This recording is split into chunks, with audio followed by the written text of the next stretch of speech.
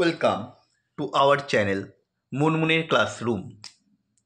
আমরা শুরু করেছি মডেল কোশ্চেন পেপার 12 আজ first part. Tincture of iodine কি? অ্যালকোহল ও জলের মিশ্রণে আয়োডিনের 2-3% দ্রবণকে টিনচার অফ আয়োডিন বলে। সাবানের ফেনায় বিস্তার ও বিস্তার মাধ্যম কি কি?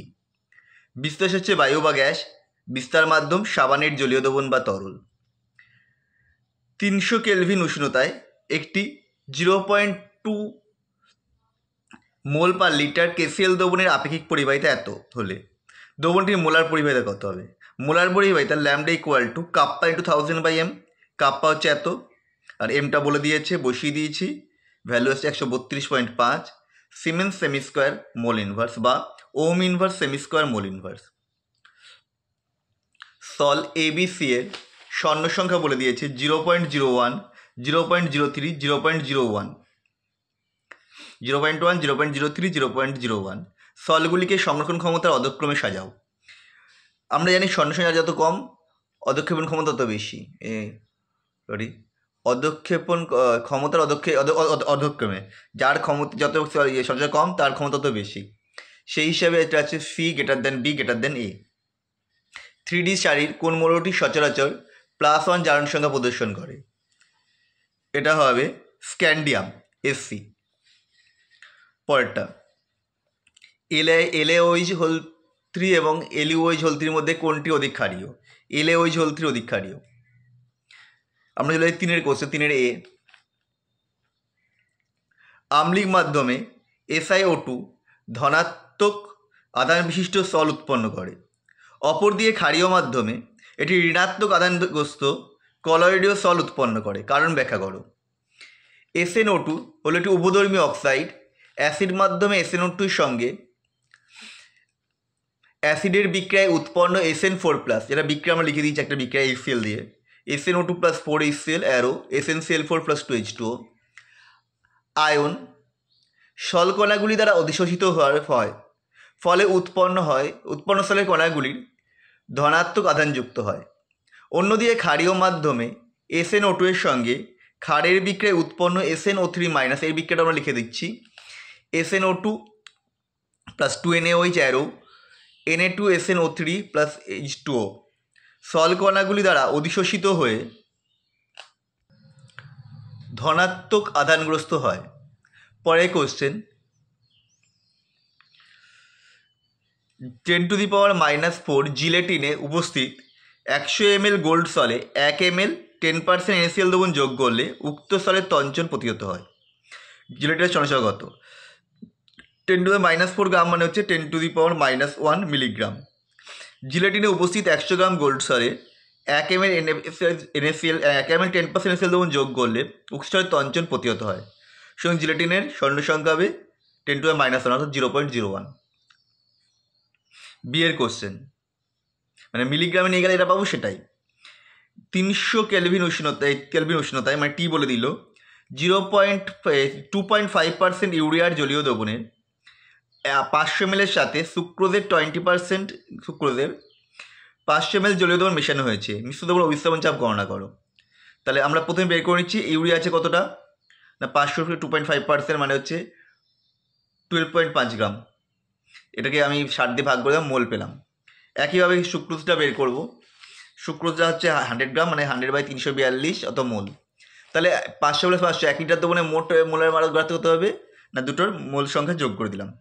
তাহলে এবার অভিস্রাবণ চাপ পাই ইকুয়াল টু কত হবে CRT, ভ্যালুগুলো আমরা পুট করে দিয়েছি, যেটা এসছে 12.3, অর্থাৎ মিশ্র দ্রবণ অভিস্রাবণ চাপ হবে 12.3 ATM। কপার সালফেট দ্রবণে ফসফিন যোগ করলে কী হবে? কপার সালফেট দ্রবণে ফসফিন যোগ করলে কপার ফসফাইড উৎপন্ন হয়, যা পুনরায় কপার সালফেটের সঙ্গে বিক্রিয়া করে ধাতব কপার অধক্ষিপ্ত করে। বিক্রিয়া, দুটো বিক্রিয়া আছে, 3CuSO4 + 2PH3 arrow Cu3P2 + 3H2SO4 Cu3P2 + 3CuSO4 + 6H2O 6Cu + 2H3PO4 PO3 + 3H2SO4। Next, KI দ্রবণে Cl2 চালনা করলে দ্রবণের বর্ণ প্রথমে বাদামি হলেও পরে অতিরিক্ত Cl2 চালনা করলে বর্ণহীন হয় কেন? কেআই দ্রবণে Cl2 চালনা করলে পটাশিয়াম ক্লোরাইড ও I2 উৎপন্ন করে, ফলে দ্রবণ বাদামি বর্ণ ধারণ করে। এই দ্রবণে অতিরিক্ত Cl2 চালনা করলে I2 জারিত হয়ে আয়োডিক অ্যাসিডে পরিণত হয়, ফলে দ্রবণ বর্ণহীন হয়ে যায়। 2Ki plus Cl2 arrow 2KCl plus I2 plus 5Cl2 plus 6H2O তৈরি হবে 2HiO3 plus 10HCl। আইপ্যাক নাম লিখতে বলেছে। সোডিয়াম নাইট্রোপ্রুসাইড, এটার হবে সোডিয়াম পেন্টাসায়ানিডো নাইট্রোফিল ফেরেট 3। সঙ্গে লিখতে বলেছে potassium trioxalato chromate 3 K3 Cr2O4 C2O4 whole 3। পরটা থার্মোপ্লাস্টিক আর থার্মোসেরিং পলিমারের মধ্যে পার্থক্য। প্রথমে থার্মোপ্লাস্টিক, পরে থার্মোসেরিং দিয়েছি। থার্মোপ্লাস্টিক বলছে এই প্রকার পলিমারকে বারবার তাপ প্রয়োগ করে নমনীয় ও ঠান্ডা করে শক্ত করা যায়। থার্মোসেটিংকে একবার মাত্র তাপ প্রয়োগ করে নমনীয় এবং ঠান্ডা করে শক্ত করা যায়।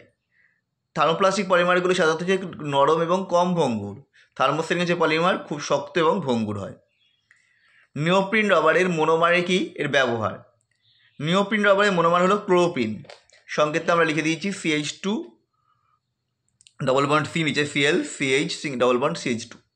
এই রবার তেল, রাসায়নিক, বায়ু, অক্সিজেন ও ওজোন দ্বারা আক্রান্ত হয় না বলে তেলবাহী পাইপ, গ্যাসকেট, জুতোর সোল ইত্যাদি তৈরিতে ব্যবহৃত হয়। 4 নম্বরের কোশ্চেন চলে, 4 এগুলো আমরা করব। এমজিও ক্লাস যাবে ক্যাটায়ন আয়নের ব্যাসার্ধ যথাক্রমে এত বলে দিয়েছে। এমজিও কী ধরনের ক্লাস গঠন করবে? আয়নগুলি কোঅর্ডিনেশন সঙ্গত। এই ধরনের অঙ্ক আমরা পাইনি, এবার প্রথম পেলাম। এটা আমাদের কি হয়েছে না ক্যাটায়ন এবং অ্যানায়নের ব্যাসার্ধ বলে দিয়েছে।